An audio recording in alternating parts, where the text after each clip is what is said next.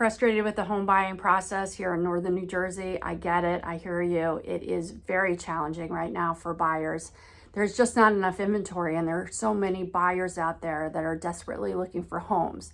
So in almost every situation, you're going to be up against bidding wars. And as a listing agent, most of the time, I have seen some mistakes that buyers are making, and I want to share them with you. Number one is not really understanding the market.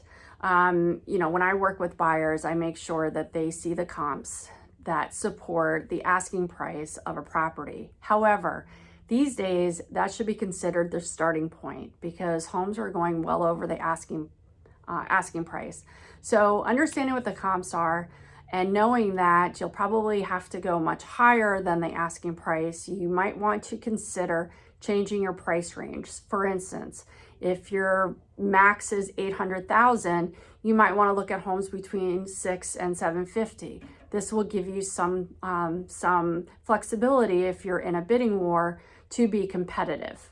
So when the time comes for you to submit your offer, you want to make sure that your agent has it as buttoned up as possible. Your pre-approval is in place, that all the T's are crossed and the I's are dotted.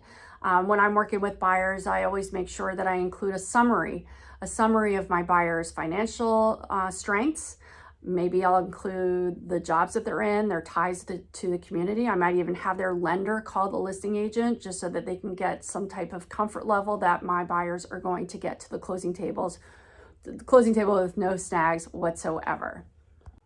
And number three, asking for too many repairs after inspection. Now, of course, you should be doing a home inspection, but what a lot of buyers are doing is that they're limiting the scope of those inspections, and they're focusing on just the major things like structural, environmental, and safety.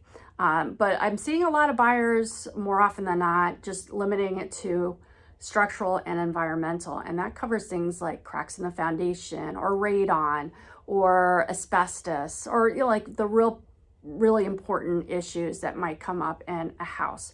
So once that's done, giving a laundry list of repairs or a huge ticket for the seller as far as the credit request goes, that's going to turn them off and you might end up with no credits whatsoever. So you really want to focus in on the really important things that may come up during inspection.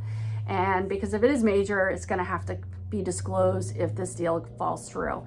So the sellers are going to want to work with you, but you don't want to turn them off completely.